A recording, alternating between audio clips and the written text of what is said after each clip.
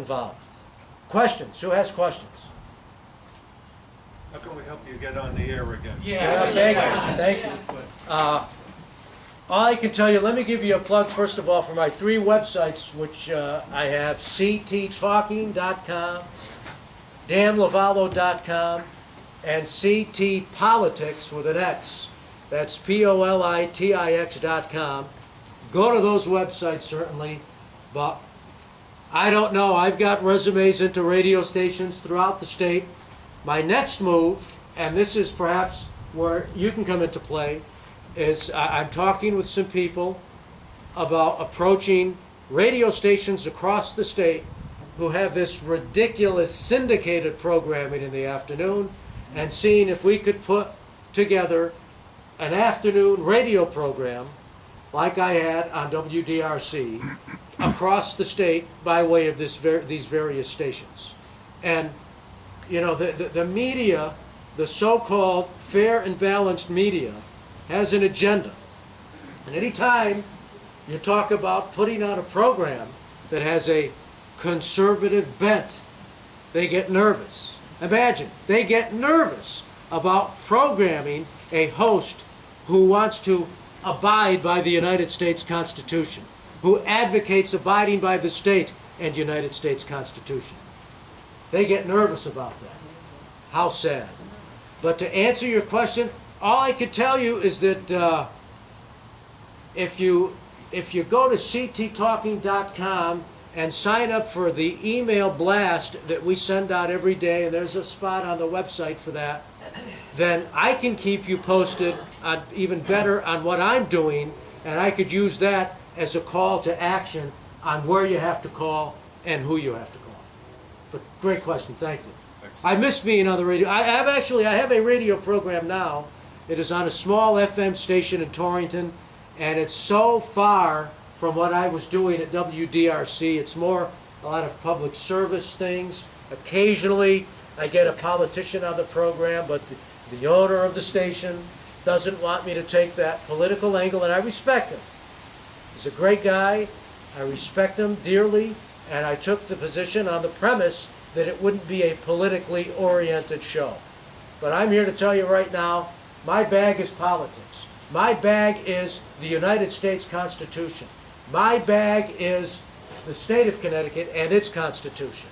And I believe in an America and in a state of Connecticut the way it used to be, belonging to the people, not lobbyists and a small element in this country that give me a microphone, and that's where I'm most comfortable. What about running for office? I've thought about it. Perhaps. I haven't ruled it out. I guess it has to be the right office and at the right time. I haven't ruled it out. Hopefully someday. Daniel 89. The budget items that were removed. Yes. Can you give us an example of 1 or 2 of those that they removed so that they can continue to increase? Well, I know that in the social services area, some of that budget, some of the line items in the social service budget, they have exempted from the spending cap.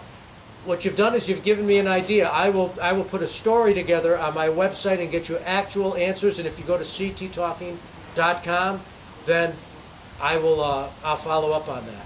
Because that's immoral to do that. And I think citizens could take that, if they knew the specifics, and complain to their legislators that, hey, you took this out. It's immoral to deceive the public that way. But, we need a little bit more information. I'm going to give you another, for instance, though, and I'm following up on this weekend.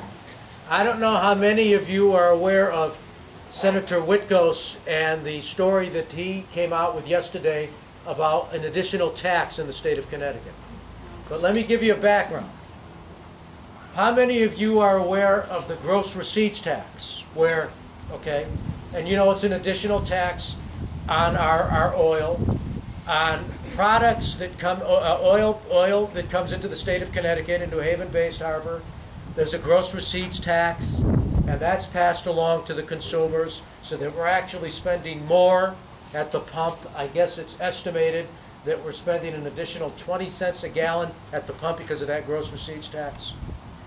Well, Senator Whitcoast came out yesterday with an announcement saying that the gross receipts tax, which was passed in 1980 under then Governor Ella Grasso, and Deb, you might even want to check up on this, the gross receipts tax not only included the petroleum products coming into New Haven Harbor, oil and the like, it also included any product that was manufactured that had some kind of an oil base, such as insect repellent, certain bags, clothes. You'd be amazed the number of goods in our stores that have some sort of oil-based ingredient.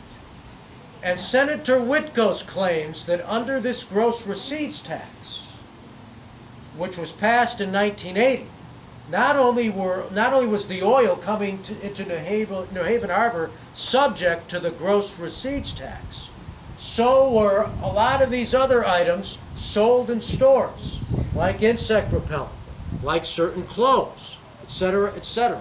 And under this law that was passed in 1980, not only was the oil in New Haven Harbor supposed to be taxed, but all these other products were supposed to be taxed to the tune of whatever the percentage of the tax was at the time. In July of next year, the gross receipts tax goes up to 8.1%, meaning that insect repellent is supposed to be subject to 8.1% on top of the sales tax. So what is it now, 6.35% plus 8.1%? You would buy insect repellent that was subject to a tax of over 14%. Now, Senator Whitcoast claims, and I interviewed him yesterday on my show, and he also issued a media release, he claims that the governor and the Democrats snuck into the budget a line item this past year in the short session of $1 million so that 15 additional people could be hired by the Department of Revenue Services to go throughout the state and make sure that these businesses, which for years have never charged for a tax on these items that have an oil base, never charged for that tax, start doing so. Can you imagine the uproar? And this was brought to his attention. He attended a Chamber of Commerce meeting in Northwest Connecticut the other day, and I guess a business owner went up to him and said, I've been paid a visit by somebody from DRS wondering if I am charging a tax on insect repellent. And he was beside himself. He had never heard of this because they never enforced it when the gross receipts tax was passed in 1980. They really wanted to get that oil coming into New Haven Harbor. But now Malloy and his minions, because as we all know, the largest tax increase in the history of Connecticut was going to solve all of our budget problems. Malloy and his minions, as the first year of the budget was in deficit, and they played gimmicks with that, violating the Constitution to come up with a balanced budget. The first year of the budget was out of balance, and the second year of the budget is now out of balance. So let's go around and let us come up with a way to get more money out of the people. Now, the reason I said I'm checking on this, I had a reporter tell me today that she read Senator Whitcoast's story, and she's been in contact with DRS, and DRS says this is not so. Senator Whitcoast is not accurate on this. Well, we'll find out. But we're going to see if DRS is now doing this end around because they don't want this to come out until after the election or not. But I'm going to give you one other piece of information. Ask your elected officials about this because it's going to make it even more expensive to live in Connecticut. And it has to do with, of all things, our trash, our roadside pickup, our trash. How many people have heard of pay-as-you-throw? Anybody familiar with pay-as-you-throw? Get ready. State of Connecticut, and something like 70-something towns belong to the Connecticut Resources Recovery Authority. They have to dispose of trash that's not part of the recyclables. I don't know where you live, but in my town we have a recyclable bin, and then we have a bin where we throw the rest of the trash away. Well, that trash, the trash that doesn't go in the recyclable bin, goes to the Connecticut Resources Recovery Authority, they burn it, convert it to ash. They have to dump the ash someplace, right? They are running out of room in Hartford. They used to dump it on that big mound as you drive into Hartford. Sort of apropos in a way when you think about it. But after this year, that mound is closed. They've come up with a place in Franklin, Massachusetts to dispose of ash and for another 3 years.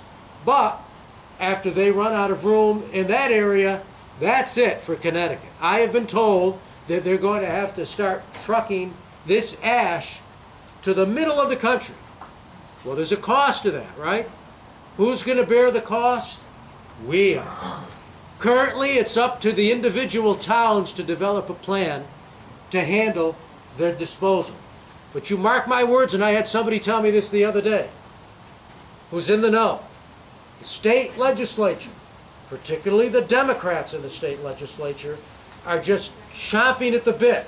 If they maintain control of the state legislature, they are chomping at the bit to mandate that every town in the state of Connecticut mandate that if you want to throw your trash away, you're going to have to go to that town and buy a state-issued bag, to the tune of $1.50 now, $2 in 3 years, maybe $4 in 5 years. You are going to have to buy a bag, and you are going to have to dispose of that waste in that bag.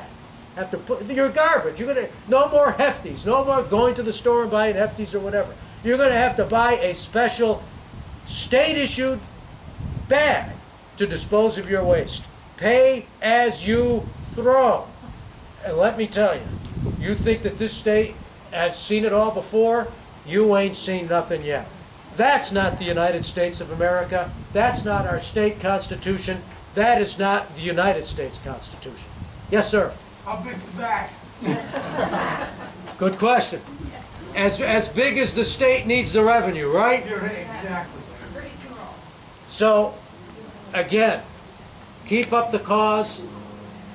Deb, Estelle, all of you, keep up the cause. And I see he's here, and I have never met him personally. I've heard a lot about him. How about a big hand? And he's running for Congress in the 3rd District, Wayne Winson. Wayne, stand up. Say a couple of words.